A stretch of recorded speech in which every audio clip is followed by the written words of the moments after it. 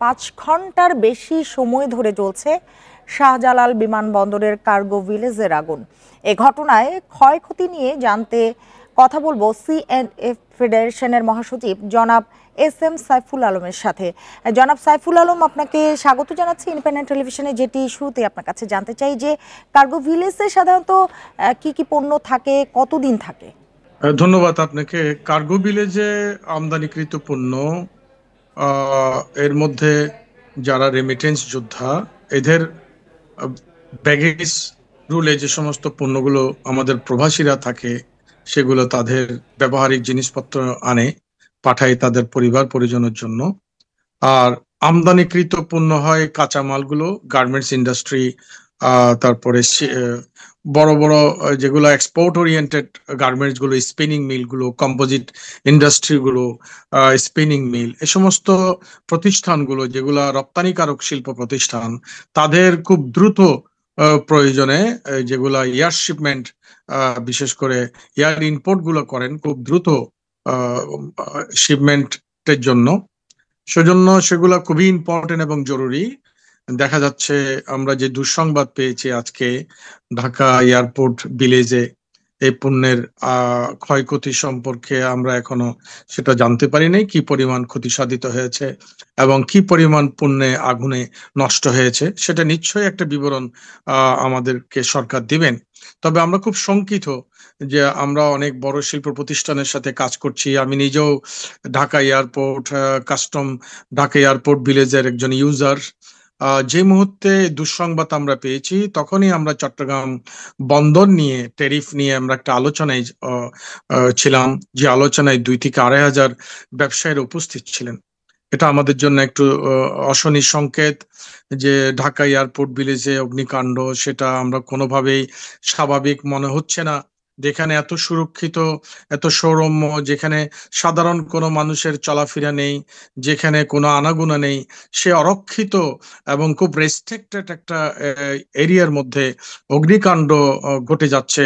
এটা আমাদের কাছে খুব একটি আপনারা করছেন জনাব সাইফুল আলম, যদি বলতেন কি ধরনের শঙ্কা আপনারা করছেন? আমরা আমাদের অবস্থান থেকে যে ক্ষতি হয়েছে, এই ক্ষতি তো পোষাবার নয়। কারণ এর মধ্যে দেখা যাবে অনেকগুলো কাঁচামাল না, যেগুলো স্পিনিং মিলের সাইফুল জন্য আলম, আমি যেটি জানতে চাচ্ছিলাম, আপনি বলছিলেন যে স্বাভাবিক মনে হচ্ছে না বা এত সিকিউরড একটা প্লেসে এই ধরনের ঘটনা, কি শঙ্কা আসলে করছেন? আমাদের সংখ্যা, সেটা আমরা উৎকণ্ঠিত, আমরা খুব ব্যথিত। কিন্তু এটা তো যে কর্তৃপক্ষই বলতে পারবেন যে এই অগ্নিকাণ্ডের ঘটনা সূত্রপাতটা কি, সেটা তো সরকার ইনভেস্টিগেশন করবেন। ইন অ্যাডভান্স আমাদের থেকে কোনো কমেন্টস করা সেটা উচিত হবে না।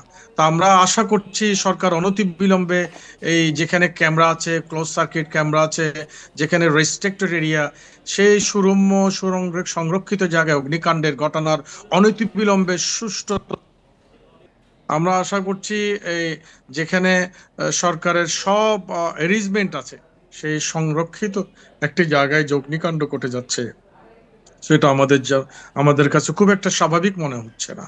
জি, হ্যাঁ, আপনার কাছে আরেকটু জানতে চাই যে এই যে আগুনে কারো যদি কার্গো ইন্স্যুরেন্স করা না থাকে, যেটি বিমার কথা বলা হচ্ছে, সেক্ষেত্রে ক্ষতিপূরণের দায়িত্ব কার থাকে? দেখুন, আমদানিকৃত পণ্যগুলোর তো প্রায় বীমা করা থাকে। আর যে সমস্ত পণ্যের বীমা আছে বা থাকবে, সেগুলো কতটুকু আমরা তথ্য পাবো যে কোন কোন প্রতিষ্ঠানের পণ্য ছাই হয়ে গেছে, আগুনে নষ্ট হয়ে গেছে, সেটাও যাতে আমরা জানতে পারি। আর যে সমস্ত পণ্য, যে যারা প্রবাসী, যারা বিদেশে অবস্থান করে আমাদের জন্য রেমিটেন্স পাঠায়, দেশের অর্থনীতিকে সুদৃঢ় করে, সেই ব্যাগেজ রুলে আনা তাদের প্রবাসীদের যে রক্তের যে ঘাম, তাদের পণ্যগুলোর কি হবে, সেগুলো তার বীমা করা থাকে না। এখানে তো অনেক পণ্য যে প্রবাসীরা পাঠিয়ে থাকেন। জনাব সাইফুল ইসলাম, আপনি নিশ্চয়ই শুনতে পাচ্ছেন আমাকে? জি, জি, জি। ভবিষ্যতে বিমানবন্দরে কার্গো সিকিউরিটি কি পুরোপুরি পাবলিক প্রাইভেট পার্টনারশিপ মডেলে দেওয়ার সময় এসে গেছে বলে আপনি মনে করছেন? দেখুন, আমি একটু গভীরে যেতে হবে। এয়ারপোর্ট পণ্য ওপেন রাখা হচ্ছে।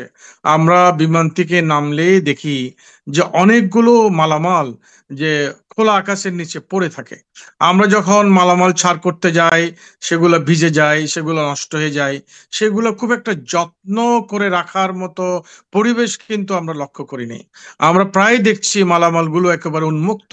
মালামালগুলো বৃষ্টিতে ভিজে পানিতে নষ্ট হয় এবং খুব অবহেলার আহ, সহিত এগুলো আমাদের জন্য খুব এম্বারাসিং।